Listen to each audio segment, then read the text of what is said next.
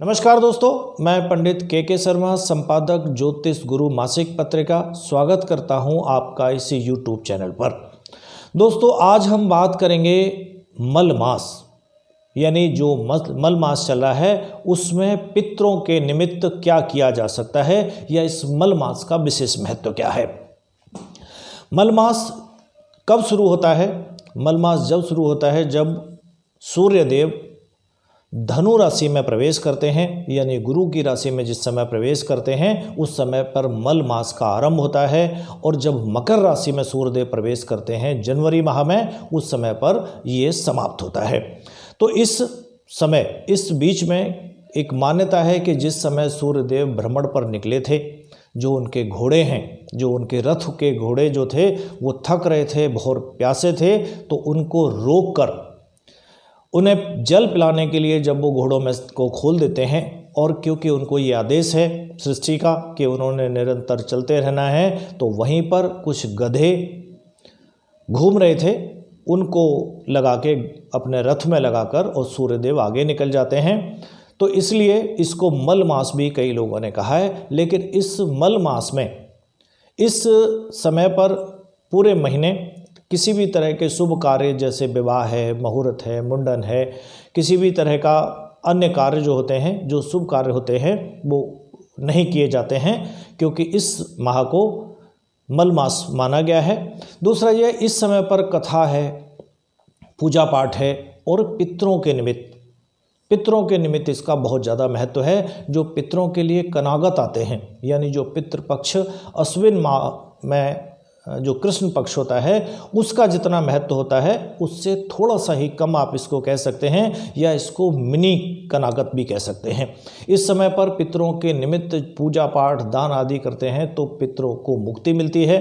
पितरों को जो आपके द्वारा किया जा रहा दान आदि है, तर्पण आदि है, वो कई हजार गुना उसका फल प्राप्त होता है। इसके पीछे इस तरह की कहानी भी है, या ये कहें कि आपकी जो अन्य मनोकामनाएं होती हैं उनको पूरा करने का भी ये मास होता है। एक छोटी सी कहानी है इसके प्रति कि किसी गांव में एक गरीब ब्राह्मण रहता था। उसकी एक कन्या बड़ी सुंदर थी, सुशील थी, लेकिन उसका विवाह नहीं हो रहा था।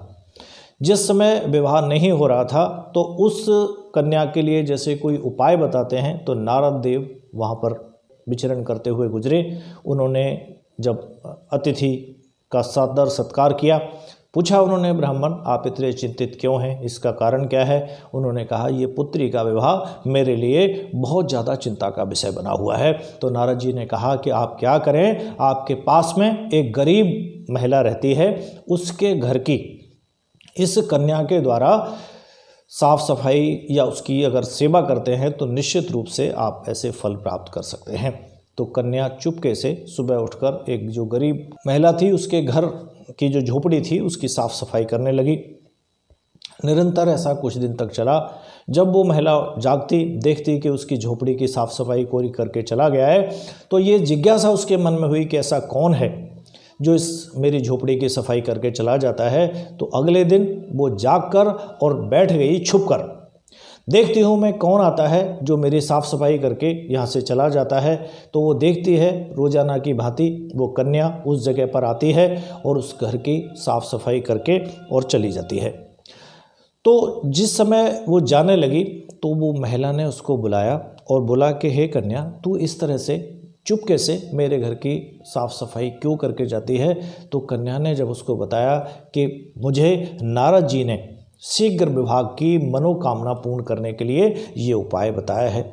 बहुत प्रसन्न होती है वो और उस कन्या को आशीर्वाद देती है कि शीघ्र ही तेरा विवाह किसी अच्छे घर में, किसी अच्छे वर के साथ होगा, ऐसा मेरा आशीर्वाद है।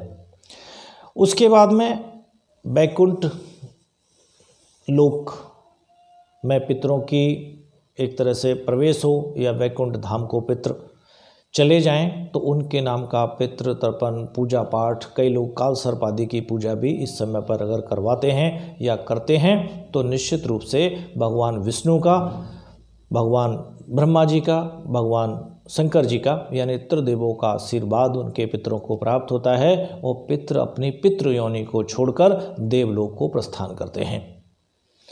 तो ये माह जब चल रहा है तो पूरा प्रयास करिए क्योंकि इस माह की कई और भी विशेषताएं हैं, क्योंकि पौष मास पूर्णिमा पुष्य नक्षत्र में होने के कारण इसका नाम पौष रखा जाता है और बहुत ही ज़्यादा धर्म कर्म की चीज़ों का फल कई हजार गुना इस समय प्राप्त होता है।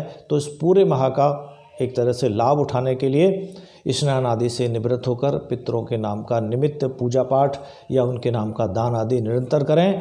अमावस्या के दिन जाकर गंगा किनारे या गंगा पर जाकर स्नान करें, पितरों को तर्पण करें, उनके नाम से वहाँ जो साधु हैं, बाबा हैं, ब्राह्मण हैं, उन लोगों को भोजन कराएं ताकि आपके पितृ आपको आशीर्वाद दें और आपकी किसी भी तरह की कोई भी समस्या चल रही है, किसी भी तरह की कोई प्रॉब्लम है, किसी भी तरह का व्यापार है, बच्चों का विवाह है, संतान की प्राप्ति है या अन्य कोई भी किसी तरह की जो मनोइच्छा है, उसमें पितरों का आशीर्वाद आपको प्राप्त हो ताकि आपकी सभी इच्छाएं पूर्ण हो सकें। तो इसका लाभ लें और इस माह में, इस पूरे माह में जितना अधिक से अधिक दान कर सकें उतना दान करें। आज के लिए इतना ही।